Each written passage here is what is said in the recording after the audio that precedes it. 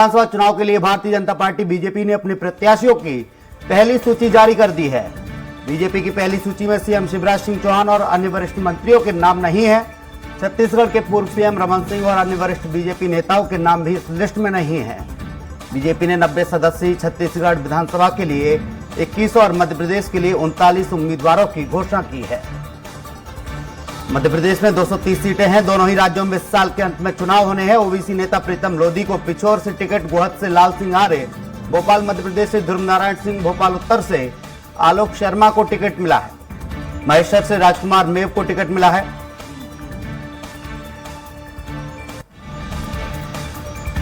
बड़ी खबर आपको बता रहे हैं, गोहद से लाल सिंह आर्य को टिकट मिला है।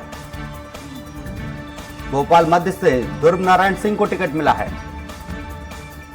भोपाल उत्तर से आलोक शर्मा को टिकट दिया गया है। वहीं भोपाल उत्तर से आलोक शर्मा को टिकट मिला है। भोपाल मध्य से ध्रुव नारायण सिंह को टिकट मिला है। गोहद से लाल सिंह आर्य को टिकट दिया गया है। बीजेपी ने अपनी पहली सूची जारी की है।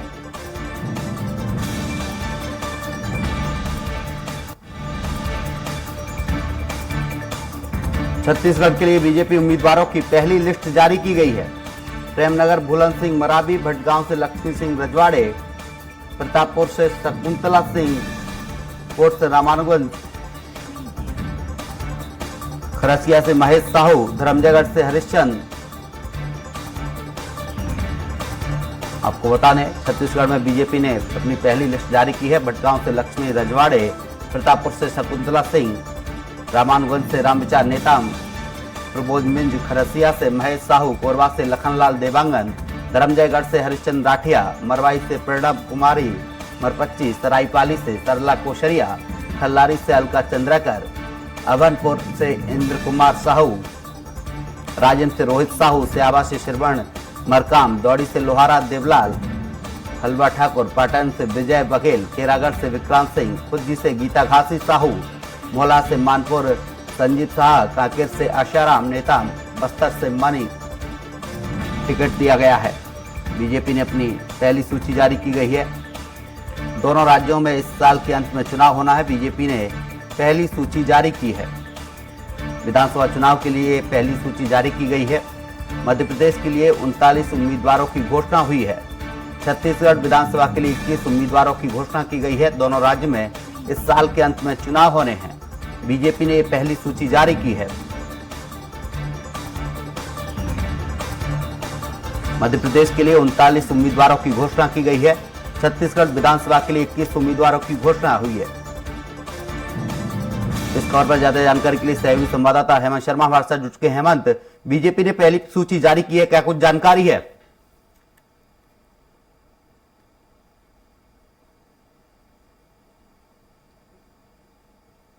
हुई और इस बात की संभावना जताई जा रही थी कि पहली लिस्ट बीजेपी की जल्द आ सकती है। कल कुछ ऐसे सीटों को वहां पर समीक्षा की गई थी, चयन किया गया था और उन सीटों के लिए उम्मीदवारों की घोषणा कर दी गई है। 21 उम्मीदवारों की घोषणा छत्तीसगढ़ विधानसभा चुनाव के लिए बीजेपी ने की है और उसमें प्रमुख तौर पर अगर नामों को देखा जाए तो प्रेमनगर से भूलन सिंह मरावी को टिकट दिया गया है। भटगांव से लक्ष्मी रजवाड़े को टिकट दिया गया है।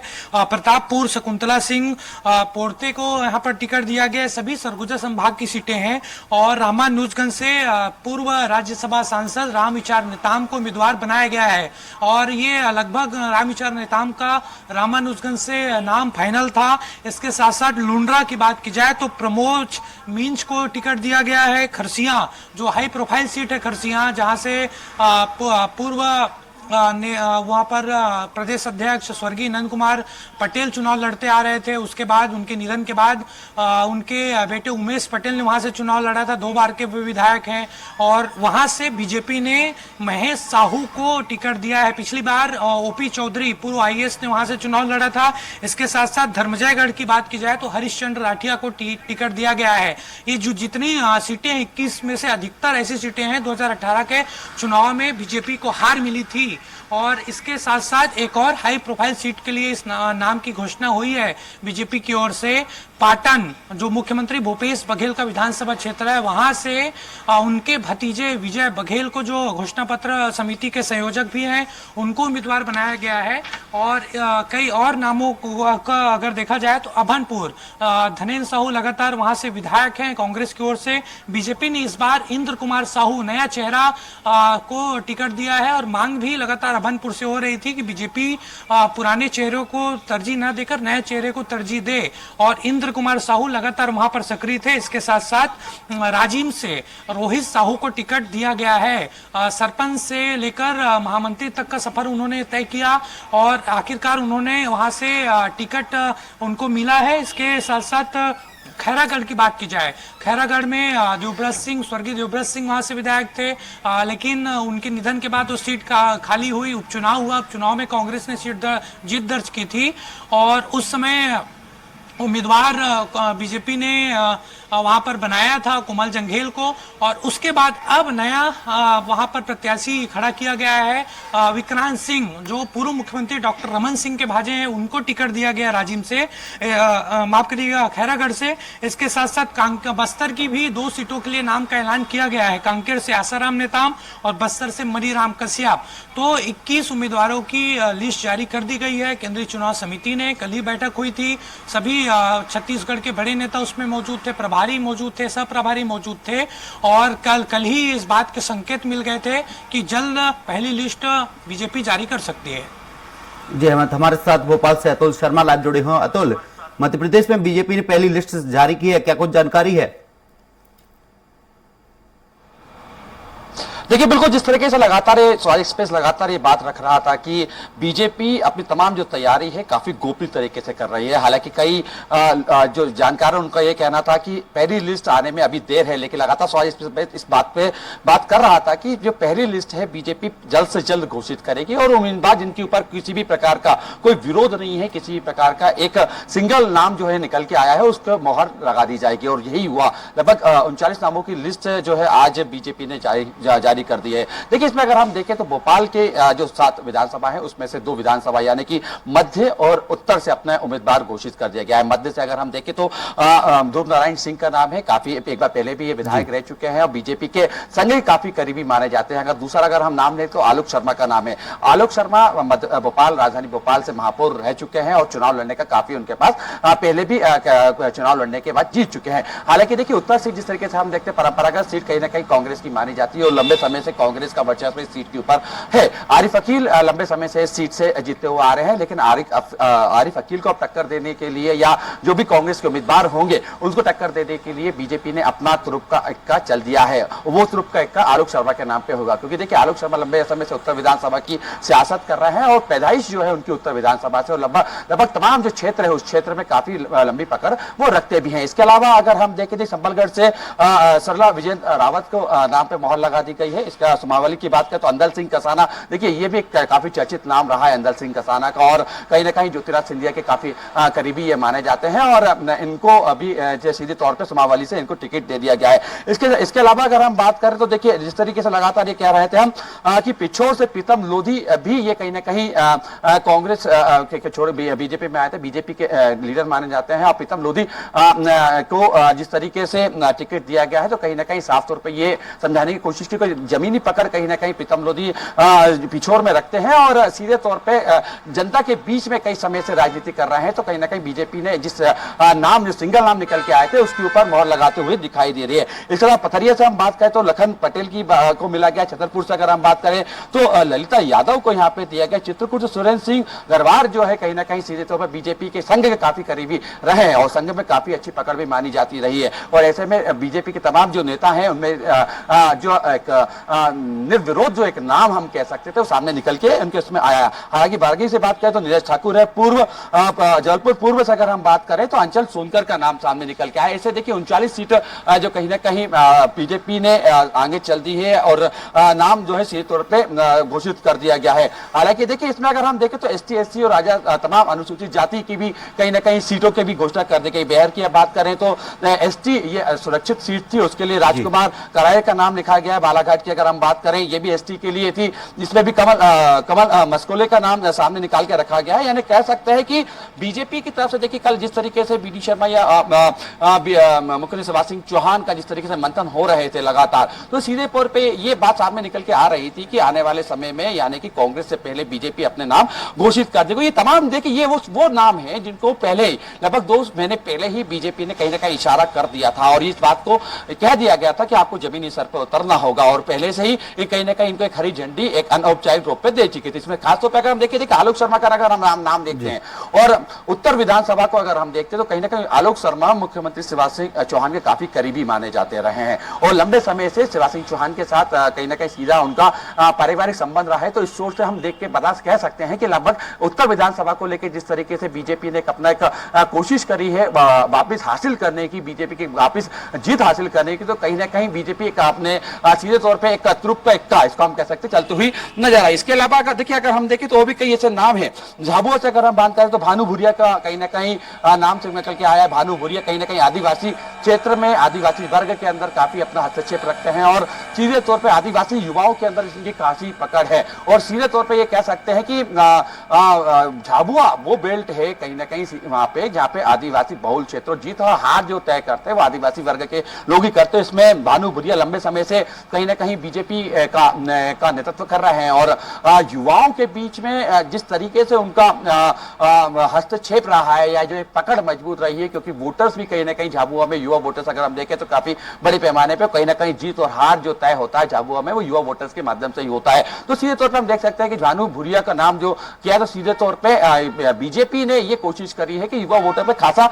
इनका फोकस है। मुल्ताई से अगर हम बात करें तो चंद्रशेखर देशमुख है, देशमुख के लिए भी काफी लंबा पुराना बीजेपी का इनका कार्यकर्ता के रूप में रहे, कई अलग अलग पद पे उन्हें रहा है और कार्यकर्ता के तौर पर सीधे तौर पर बीजेपी के लिए काफी लंबे अरसे से उनका अनुभव रहा है। तो कुल मिला के कह सकते हैं कि 39 जो नाम है ये वो निर्विरोध नाम थे जो लंबे समय से ये कयास लगाए जा रहे थे कि बीजेपी अपनी पहली लिस्ट में रख देगी और हुआ भी कहीं ना कहीं वही। और देखिए जिस तरीके से ये भी कह सकते हैं कि अमित शाह एक बार फिर से राजधानी भोपाल आ रहे हैं, तो एक बार जब भोपाल में जब रहेंगे तो जो दूसरी लिस्ट की हम बात कर रहे हैं वो भी जल्द से जल्द बीजेपी सामने लाएगी, क्योंकि वो भी इसमें लगभग 35 ऐसे नाम होंगे जो निर्विरोध होंगे, जिनके अंदर 35 सीटों के ऊपर जो मंथन किया गया था बीजेपी की काफी वो सुरक्षित सीट मानी जाती है। तो दूसरी सीट जो हम कयास लगा रहे हैं वो कहीं ना कहीं 35 नामों की आएगी और जल्द से जल्द बीजेपी उसको भी घोषित कर देगी। हालांकि अमित शाह के दौरे के बाद ये सब स्थिति बनेगी, लेकिन कहीं ना कहीं ये कह सकते हैं कि आने वाले दिनों में बीजेपी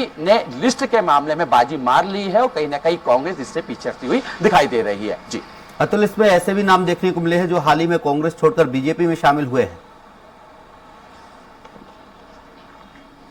देखिए बिल्कुल निश्चित तौर पे वो कई ऐसे नाम हैं जो बीजेपी छोड़ के कांग्रेस माफी करें कांग्रेस छोड़ के जो है बीजेपी में शामिल हुए थे। उसमें कई सिंधिया समर्थक लोग भी है, जिसमें हमें इंदर सिंह कंसाना का जो मैंने आपको नाम लिया था वो कहीं ना कहीं सीधे तौर पे सिंधिया समर्थक माने जाते हैं। और जब 2019 में पूरा फेरबदल जब चल रहा था, सिंधिया जब बीजेपी कांग्रेस को छोड़ के बीजेपी में जब शामिल हो रहे थे, तो तब इंदर सिंह कंसाना उनके साथ ही शामिल हुए थे। और इसके साथ में देखिए एक लाल सिंह आर्य भी नाम सामने निकल के आया। देखिए लाल सिंह आर्य अनुसूचित जाति जो प्रकोष्ठ है उसके राष्ट्रीय अध्यक्ष है और कहीं ना कहीं मध्य प्रदेश में अगर हम देखें तो दलित वोट्स को लेकर कहीं ना कहीं सीधे तौर पर खासी राजनीति चल रही है और कहीं ना कहीं दोनों ही राजनीतिक दल, हम बीजेपी की बात करें कांग्रेस की बात करें, तमाम वो दूसरे दल जो मध्य प्रदेश के अंदर चुनाव लड़ने जा रहे हैं, उनको ये मालूम है कि अगर मध्य प्रदेश के अंदर आपको अपनी सरकार बनानी है, मध्य प्रदेश के अंदर अगर जनता के बीच में पकड़ मजबूत करनी है, तो कहीं ना कहीं आपको दलित वोटर्स को साधना होगा। और जिस तरीके से आर्य के सामने नाम निकल के आया है वो कहीं ना कहीं लाल सिंह आर्य ने साफ तौर पर दलित वोटर्स में खासी एक पकड़ मानी जाती है और जिस तरीके से नेतृत्व वो कर रहे हैं, तो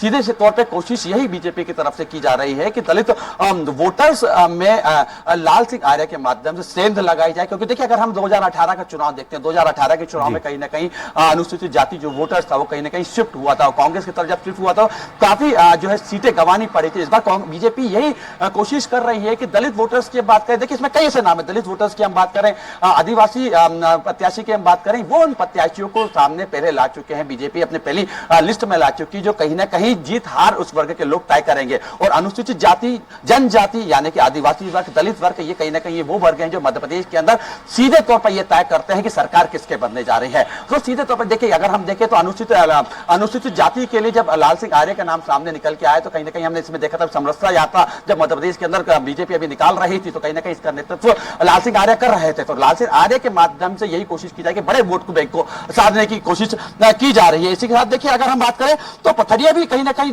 लखन सिंह पटेल का नाम सामने निकल के आए। पटेल भी कहीं ना कहीं सीधे तौर पर बीजेपी के काफी पुराने कार्यकर्ता रहे हैं और लंबे समय से अनुभव संघ के साथ उनका जुड़ा हुआ है, तो ये भी एक निर्विरोध नाम था। इसके साथ में अगर हम बात करते हैं कुची की बात करें तो जयदीप पटेल की का नाम सामने निकल के आया। राव विधानसभा से मधु वर्मा जो है सीधे तौर पर नाम निकल के आया। आप बने रहिए, हमारे साथ हेमंत शर्मा है रायपुर से। अतुल हमारे साथ हेमंत शर्मा रायपुर से। हेमंत, छत्तीसगढ़ में भी बीजेपी ने लिस्ट जारी की है, इसमें क्या कुछ नेताओं को जो टिकट दिए गए हैं जो प्रत्याशी है, क्या दल बदल के आने वाले भी प्रत्याशी इसमें शामिल है?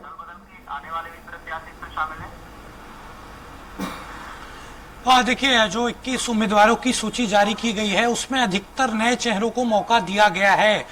2018 के विधानसभा चुनाव में बड़ी हार की वजह प्रत्याशियों का चयन था, उम्मीदवारों की सूची थी, और जब उम्मीदवारों की सूची उस समय निकलकर सामने आई थी, विरोध तो एक तरफ हुआ ही था, लेकिन उसका नुकसान चुनाव में सीधे तौर पर बीजेपी को हुआ था। लेकिन इस बार इस बात की संभावना लगातार जताई जा रही थी कि नए चेहरों को मौका बीजेपी देगी, और 21 उम्मीदवारों में से अगर बात की जाए तो अधिकतर नए चेहरों को मौका दिया गया है। मुख्यमंत्री भूपेश बघेल के खिलाफ बीजेपी के सांसद, घोषणा पत्र समिति के संयोजक और उनके भतीजे, रिश्ते में उनके भतीजे लगते हैं मुख्यमंत्री भूपेश बघेल के, वो चुनाव लड़ेंगे पाटन से। इसके साथ साथ राजिम एक महत्वपूर्ण सीट है।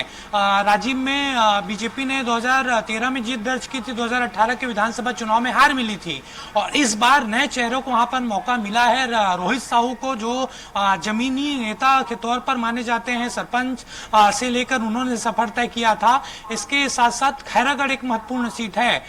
खैरागढ़, छुई खदान, गंडई एक नया जिला कांग्रेस की सरकार ने बनाया था, उपचुनाव वहां पर हुआ था, फायदा कांग्रेस को हुआ था, और उस समय अगर बात की जाए तो कोमल जंघेल ने उपचुनाव वहां पर लड़ा था बीजेपी की ओर से। लेकिन इस बार खैरागढ़ से कोमल जंघेल को जगह न देकर विक्रांत सिंह को उम्मीदवार बनाया गया है। उपचुनाव में भी विक्रांत सिंह के नाम की चर्चा तेज थी कि उन्हें उम्मीदवार पार्टी बना सकती है, लेकिन उस समय उनको मौका नहीं दिया गया। एक बार मौका उनको मिला है विक्रांत सिंह को, और पूर्व मुख्यमंत्री डॉक्टर रमन सिंह के वो भांजे हैं। इसके साथ साथ कई और ऐसी सीटें हैं, कोरबा, जहां पर लगातार हार का सामना बीजेपी को करना पड़ा है। वहां पर जयसिंह अग्रवाल, जो गद्दावर नेता है कांग्रेस के, लगातार जीतते आ रहे थे, उनके सामने एक नए चेहरे को मौका दिया गया, लखनलाल देवगन। इसी तरीके से डोंडी लोहारा जो सीट है, देवलाल ठाकुर जो बीजेपी के प्रवक्ता हैं और कांग्रेस छोड़कर वो बीजेपी में गए थे। तो ये इस तरीके से अगर देखा जाए तो तमाम नए चेहरों को मौका दिया गया है, और 21 उम्मीदवारों की लिस्ट अब जारी कर दी गई है। आपको रोकना चाहूंगा, हमारे साथ स्टेट हेड अजय त्रिपाठी जी जुड़ चुके हैं। अजय जी, देखा जाए एमपी में बीजेपी ने लिस्ट जारी की है, छत्तीसगढ़ में भी लिस्ट जारी की है, किस तरीके से इसको देखते हैं आप? देखिए, अगर हम मध्य प्रदेश की बात करें, हम तो साफ दिखाई पड़ रहा है कि भारतीय जनता पार्टी ने चुनाव की रणनीति को 3 तरीके से तैयार किया। पहला ये है कि जाति समीकरण है, अनुसूचित जाति, अनुसूचित जनजाति, ओबीसी, तीनों को साधा जाए। इसके अलावा जो सिंधिया खेमा है और उमा भारती जो बगावती तेवर दिखा सकते हैं 11th आवर्स पर, उनको साधने की कोशिश की। उमा भारती के सबसे खासम खास प्रीतम लोधी, जो बाबा बागेश्वर इस समय जो बड़े भारतीय जनता पार्टी के लिए झंडा बरदार बने हुए, उनके खिलाफ बोलने के बावजूद उनको पार्टी से बाहर किया गया, तो वापस पार्टी में लिया गया। उमा भारती का प्रेशर है और इसलिए प्रीतम लोधी को एक बार फिर से टिकट दिया गया। उसके 2 कारण है उमा भारती का, एक तो उमा भारती का प्रेशर, और दूसरा ये कि चूंकि लोधी वोट बैंक बहुत बड़ा है, मध्य प्रदेश के एक बड़े हिस्से में लोधी वोट बैंक बहुत बड़ा है, तो वो एक उसकी वजह से उमा भारती के खासम खास तौर पर टिकट दिया गया, प्रीतम लोधी को टिकट दी जाए। इसमें जो दूसरी बात है, जैसे कि लाल सिंह आर्य पिछला चुनाव हार गए थे, लेकिन बीजेपी के पास उस इलाके में और कोई कैंडिडेट नहीं है। और लाल सिंह आर्य पिछले जो राष्ट्रीय भारतीय जनता पार्टी का अनुसूचित जाति मोर्चा राष्ट्रीय अध्यक्ष हैं और पिछले बहुत दिनों से एक्टिव है। तो लाल सिंह आर्य पर एक बार फिर डाउन लगाने की कोशिश की। इसका कारण सिर्फ होता है कि बीजेपी के पास अन्य कोई प्रत्याशी वहां पर नहीं है। सुमावली में एजाज सिंह कंसाना को फिर से मैदान में उतारा गया। एजाज सिंह कंसाना उन विधायकों में शामिल, नेताओं में शामिल है जो सिंधिया के साथ आए थे खेमा छोड़ करके, और उनको प्रॉमिस था लेकिन पिछला चुनाव वो हार गए थे, इसकी वजह से उनको वो कर दिया, लेकिन उनको दोबारा टिकट दिया गया। छतरपुर से ललिता यादव को टिकट मिलने का सिर्फ इकलौता कारण मुझे समझ में आ रहा है कि चूंकि ओबीसी की मेंबर है, बाकी उनके पास पिछला चुनाव बुरी तरह हारी थी, और मंत्री के रूप में भी पिछली बार उन पर दांव लगाया गया। 2018 के चुनाव के पहले उनको शिवराज सिंह चौहान सरकार में मंत्री बनाया गया, लेकिन परफॉर्मेंस बेहतर नहीं हो पाई, इसलिए आखिरकार उनको चुनाव हारना पड़ा। आप आगे चले तो सबसे चौंकाने वाला नाम जो अगर चित्रकूट में फिर से रिपीट किया गया, चित्रकूट में क्योंकि देखिए ब्राह्मण ठाकुर का वर्चस्व रहता है, वहां पर बीजेपी का अपना वोट बैंक है। नीलांशु चतुर्वेदी एक दिग्गज नेता माने जाते हो, पिछले 5 साल में नीलांशु ने बहुत बेहतर परफॉर्म किया है, और इसलिए बड़ी चुनौती होगी सुरेंद्र सिंह गहरवार के लिए। बीजेपी के पास अन्य कोई कैंडिडेट इस लेवल का वहां पर नहीं था जो मुकाबला कर सके। आप आगे चलिए तो नीरज ठाकुर को, बरगी से नीरज ठाकुर को उम्मीद बनाया गया। जबलपुर से अंचल सोनकर को टिकट दिया गया। अंचल सोनकर निश्चित रूप से जो खट्टियों का एक अपना वोट बैंक है वहां पर, वो बीजेपी के पास सबसे बड़ा वोट बैंक, और अंचल सोनकर को टिकट देने का मतलब है कि आसपास की 4-5 सीटों को और प्रभावित करना। ओम प्रकाश धुर्वे भी पिछला चुनाव हार गया, तो इसने को फिर रिपीट किया, क्योंकि आदिवासियों पर दांव बीजेपी लगा रही है, और ये इसलिए आदिवासी होने की वजह से उनको फिर से टिकट दिया गया है। सबसे चौंकाने वाला नाम महेश्वर का है। महेश्वर में उनको मेयो को फिर वापस लिया गया, पार्टी में टिकट दिया गया। पिछली बार वो बागी होकर के चुनाव लड़े थे, बागी होने के बाद उन्होंने जो विजय लक्ष्मी साधो आगे बीजेपी और बीजेपी के बागी दोनों के बीच के झगड़े में बीजेपी 3rd पोजीशन पे चली गई थी, 2nd पोजीशन पे वो मेयो था, इसमें उनको दोबारा टिकट दिया गया है। सबसे चौंकाने वाला नाम जो है भोपाल मध्य से जी टिकट को लेकर बहुत कसमकस स्थिति थी। बहुत लोगों को लग रहा था कि ध्रुवनारायण सिंह को टिकट नहीं मिलेगा, लेकिन ध्रुवनारायण सिंह ने पिछले कुछ दिनों में अपने नेचर को बहुत बदला, और कैलाश विजयवर्गीय के माध्यम से, भारतीय जनता पार्टी के राष्ट्रीय महासचिव के माध्यम से अमित शाह तक पहुंच बनाई, पकड़ बनाई, और धीरे धीरे छतरी और पिछली बार जिस तरह से बीजेपी हारी थी भोपाल मध्य में, मुस्लिम बाहुल्य इलाका नहीं है ये, उसके बाद भी मुस्लिम प्रत्याशी और कांग्रेस का जीता, ये बीजेपी के लिए बहुत बड़ी चोट थी। इसलिए क्योंकि ध्रुवनारायण सिंह की मुस्लिम जो वोट बैंक उसमें बहुत बड़ी पैठ है, ध्रुवनारायण सिंह को टिकट दिया गया। ध्रुवनारायण सिंह का टिकट के साथ आलोक शर्मा निश्चित सबसे पीड़ादायक जो सीट होगी, मुझे लगा आलोक शर्मा नहीं चाह रहे थे कि उत्तर सिंह को टिकट दिया जाए, लेकिन पार्टी ने दांव खेला है, क्योंकि इस बार शायद कांग्रेस की तरफ से आरिफ अकील मैदान में ना हो। लेकिन आरिफ अकील और आरिफ मसूद के बीच, कांग्रेस में कि आरिफ मसूद और आरिफ अकील दोनों की जारी दुश्मनी रहती है, लेकिन बीच समझौता हो गया दोनों के बीच में। ऐसी स्थिति में आलोक को, ये पार्टी को समझते हुए कि अब आरिफ अकील मैदान में नहीं होंगे तो भी स्थितियां ठीक नहीं होंगी, क्योंकि आरिफ मसूद आरिफ अकील दोनों एक हो गए हैं। ऐसे में आलोक को वहां से उतारना बहुत फायदे का सौदा नहीं लग रहा है। जी अरुण।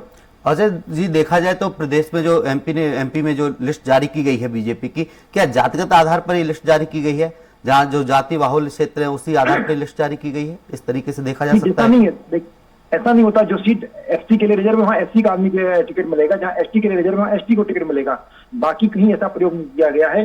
लेकिन ये तय है कि उन नेताओं पर दांव लगाने की कोशिश की गई जो नेता पिछले चुनाव में भले हार गए थे, मार्जिनल हारे थे या बड़े वोट बैंक, लेकिन उनका अपना कद है बड़ा। उसके पीछे जो है मैंने आपसे कहा कि लाल सिंह आर्य को टिकट दिया जाना, क्योंकि भिंड इलाके में अनुसूचित जाति का ऐसा कोई चेहरा बीजेपी के पास दूसरा नहीं है जो लाल सिंह आर्य की भूमिका में आ सके, लाल सिंह आर्य का जो विकल्प बन सके, इसलिए टिकट देना मजबूरी थी। बाकी आप देखिए जो जितने भी टिकट दिए गए तब वो चूंकि जातीय सरला रावत को टिकट देना ही था, क्योंकि सवलगढ़ में पिछली बार रावत को टिकट मिला था, सुमावली में क्योंकि वीरेंद्र सिंह कंसाना सिंधिया घूमे के उनको टिकट दिया जाना था, पिछोर में प्रीतम मोदी को प्रेशर था उनको टिकट दिया जाना, नाचोड़ा में जो श्रीमती प्रियंका मीना को टिकट दिया गया वो कंफर्म ही टिकट था।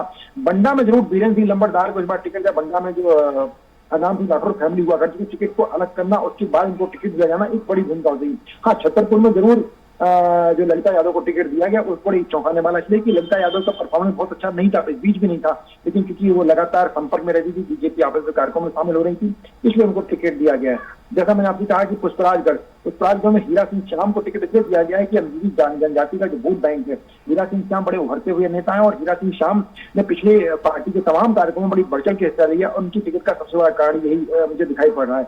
अंचल सोनकर का मैंने आपको बताया कि उस इलाके में जबलपुर से लेकर जबलपुर, पनागर, कैंट जितनी भी सीटें आसपास की उसको प्रभावित कर सकते हैं, बड़ा वोट बैंक के साथ होता है, इसलिए उनको टिकट दिया गया है। ऐसा कुछ भी इसमें नहीं है पूरी की पूरी लिस्ट में कि बहुत ज्यादा चौंकाने वाला नाम ऐसा मुझे कुछ नहीं दिखाई पड़ रहा है। टिकट वही है जैसे राजकुमार मेव का पिछली बार अगर वो 2nd पोजीशन पर नहीं होते, बीजेपी को झटका मिलेगा होता तो टिकट नहीं मिलता।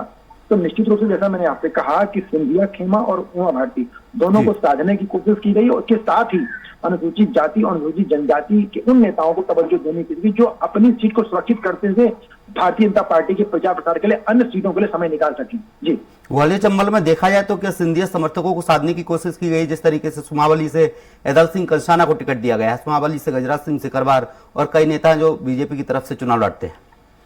अरुण, जैसा मैंने आपसे कहा कि वो होना ही था, क्योंकि सिंधिया समर्थकों में अधिकांश लोगों को टिकट दिया जाना है। गजराज सिंह सिकरवार हो, एदल सिंह कंसाना हो, आपको प्रद्युम्न सिंह तोमर को टिकट मिलेगा। हो सकता है कि आनंद गोयल को जो वहां पर ग्वालियर लश्कर थे उनको टिकट मिल जाए। बहुत से सिंधिया समर्थकों को टिकट मिलेगा, क्योंकि इसका कारण सिर्फ ऐसा है कि जिस कमिटमेंट के साथ इनको जो प्रॉमिस किया गया था कम से कम इस चुनाव में उनको टिकट दिया जाएगा। लेकिन ये तय है कि जो 22 लोग चुनकर के आए इसमें सबको टिकट मिल जाए, ये संभव नहीं है। लेकिन जो जीत गए थे और जो हारे हुए लोगों में से बहुतों को टिकट दिया जाएगा। उसके 3 कारण है। एक तो सिंधिया का अपना वर्चस्व, क्योंकि देखिए आज भी तमाम बीजेपी की तमाम कवायतें और कांग्रेस की तमाम आरोपों के बावजूद सिंधिया परिवार, सिंधिया खानदान का वर्चस्व उस ग्वालियर चंबल इलाके में अभी भी बहुत ज्यादा है। तो ऐसे में सिंधिया को दरकिनार कर पाना बीजेपी के लिए बहुत मुश्किल बड़ी चुनौती होगी, इसलिए उनके लोगों को टिकट दिया गया। उमा भारती को भी तवज्जो दी गई है, लोधी समाज को तवज्जो दी गई, प्रीतम लोधी को टिकट दिया गया, जबकि वो बागेश्वर धाम के खिलाफ खड़े हो गए तो उसके बाद उनको टिकट दिया गया है। ये सारी कवायतें इसलिए की गई हैं कि सिंधिया खेमा या कोई भी खेमा, अब बीजेपी के लिए ये टिकट की जो पहली सूची है ये लिटमस टेस्ट है। अगर इसमें कोई हंगामा होता है, किसी तरह की होती है, तो बीजेपी को एक मौका मिल जाएगा अगली सीटों पर और सावधानी बरती जाए। जी, तमाम जानकारी के लिए आपका बहुत बहुत शुक्रिया। भोपाल से अतुल शर्मा जी हमारे साथ है, आपका भी बहुत बहुत शुक्रिया। हेमंत शर्मा जी, आपका भी तमाम जानकारी के लिए बहुत बहुत शुक्रिया।